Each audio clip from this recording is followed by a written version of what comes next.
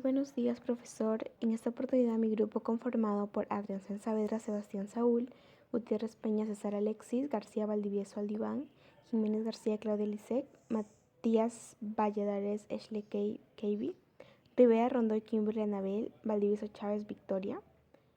Vamos a exponer, mi persona va a exponer sobre lo que es la arquitectura medieval, la cual nos parece un tema muy importante y muy interesante para compartirlo con todo el aula, ya que nos da un vistazo de lo que era la arquitectura en esos tiempos. Para ello nos hemos basado en el libro Entender la arquitectura, que es un libro muy conocido ya para nosotros, porque en el transcurso de nuestra carrera también hemos visto bastante lo que es este libro, de repente uno u otro tema, porque la verdad es que engloba muchos temas de manera muy detallada. Y nos hemos basado, como nos dice en el índice, en la arquitectura medieval primitiva, más específicamente en lo que son los monasterios medievales. La estructura de esa exposición será exponer los monasterios medievales de la época. En especial son tres los que quiero destacar, que son San Martín de Cánigo, el monasterio de Saint-Gall y el monasterio de Cluny. El objetivo del autor al escribir este libro es, como su mismo nombre lo dice en el título, Entender la arquitectura, es que podamos entender a profundidad lo que es la arquitectura. No solamente en lo superficial que ya conocemos, que es lo básico, sino también entenderla más a profundidad. ¿Cuáles son los elementos que la componen? ¿Cómo es de que en el transcurso de la historia, porque de eso se trata, también entender los elementos constructivos de una edificación, viendo también su trasfondo histórico, ya que la verdad es que nos puede decir mucho de cómo fueron construidos estos, basándose en lo que es en la época y también en la sociedad, porque para hacer una construcción, como mismo lo dice el autor, tiene que basarse en el sujeto, en el objeto y en el contexto. En este libro podemos ver también el objetivo reflejado en cómo es que el autor describe cada edificación de manera detallada, describe cómo fueron creados estos, a base de qué, con el trasfondo de qué, y cómo es que fueron importantes para la sociedad, para qué fueron usados, ya que tienen algunos múltiples usos. Para empezar con la exposición, lo que tenemos los que son los monasterios medievales. En general, estos adoptaron la regla de San Benito de Nurcia. ¿Qué es lo que establece esta regla? Esta regla establece fomentar la comprensión de la naturaleza relacional de los seres humanos y brindar también un padre espiritual que apoye y fortalezca el esfuerzo estético individual y el crecimiento espiritual que se requiere para la culminación de la vocación humana.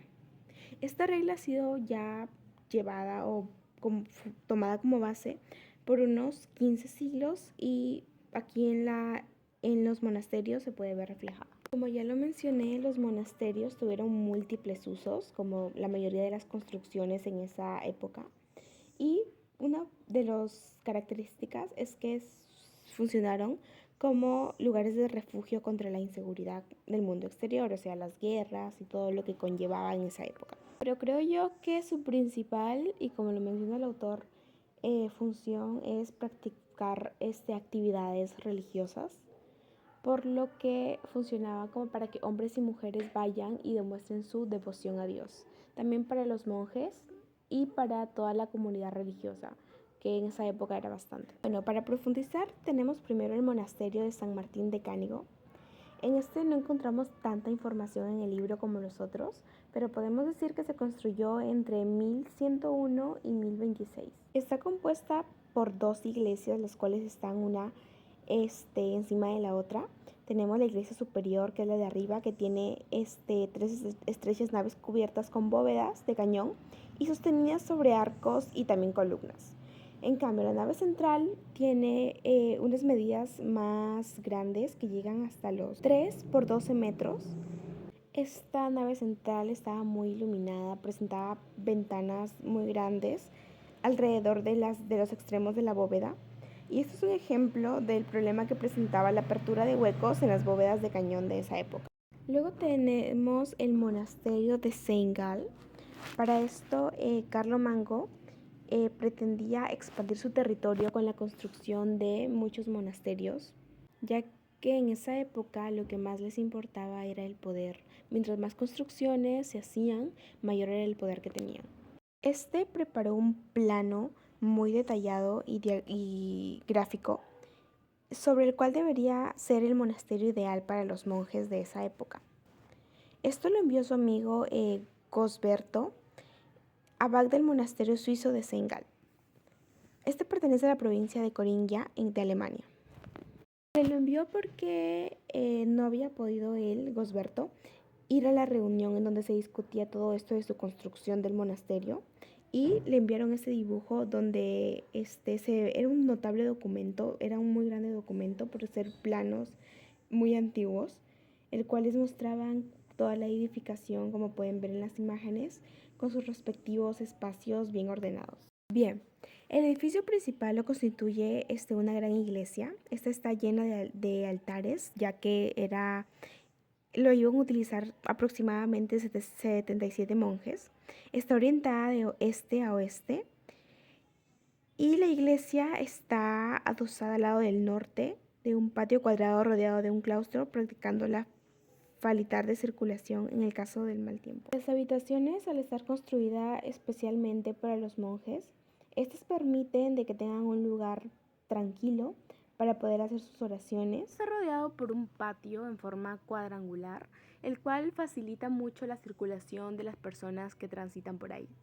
También tiene un claustro en el cual está ubicado por las siguientes pendencias, que es en el sentido de las manecillas del reloj. Tenemos a los dormitorios para los monjes, como ya lo mencioné. Estos pueden ser fácilmente utilizados para rezos, ya que son lugares tranquilos, silenciosos, donde pueden estar en paz consigo mismo, como ya lo mencionaba. Y al sur del patio es el refectorio para las comidas. Al oeste del patio tenemos una bodega. Esta es utilizada para guardar alimentos y bebidas. También tenemos alrededor de todo el patio central los edificios de servicios para los religiosos y los visitantes. Este está construido ya que en esa época estos monasterios también servían como tipo un hotel, algo para que los huéspedes, los extranjeros, se hospedaran mientras estaban de visita.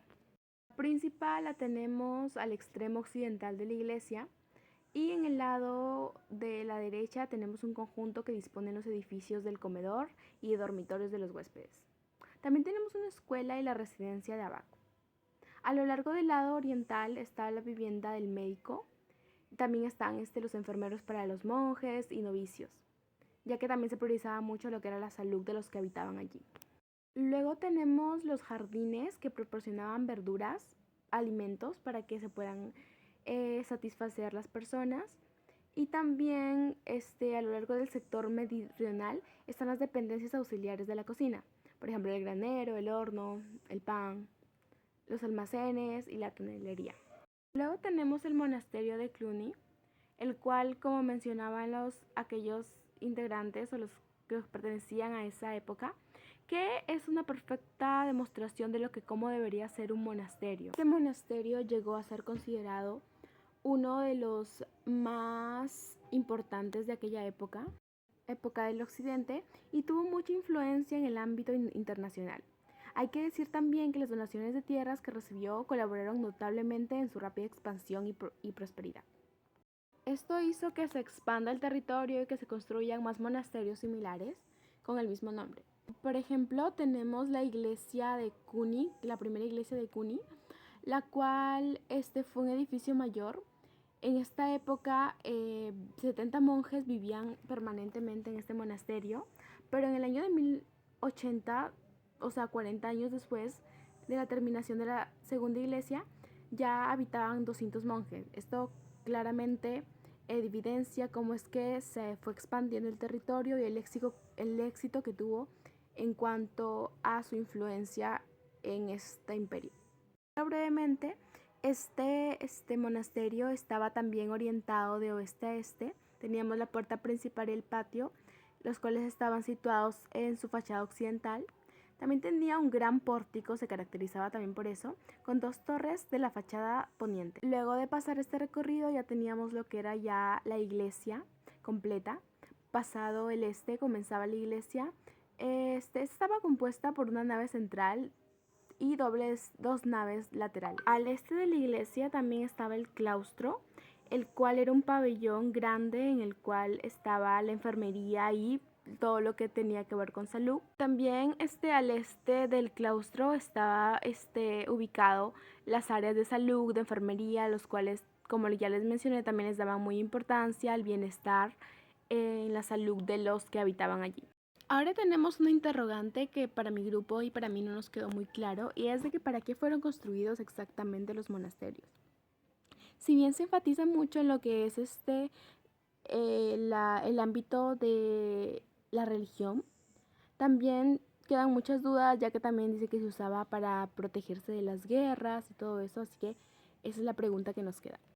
La conclusión es de que todos los monasterios medievales tuvieron una gran influencia en aquella época, en especial religioso. Esto explica por qué es la mayor actividad, como ya lo mencionó el autor, la mayor actividad en esa época, aparte de los edificios militares, fueron los claustros, en primer lugar de hecho, ya que se construyeron numerosas edificaciones parecidas, las cuales no eran sencillas y no tenían una gran constitución, tenían un gran esfuerzo por parte de las personas que los construían y los diseñaban. Podemos ver ahí cómo es que se esforzaban en hacer los planos en tamaño grande y de manera muy detallada. Muchas gracias.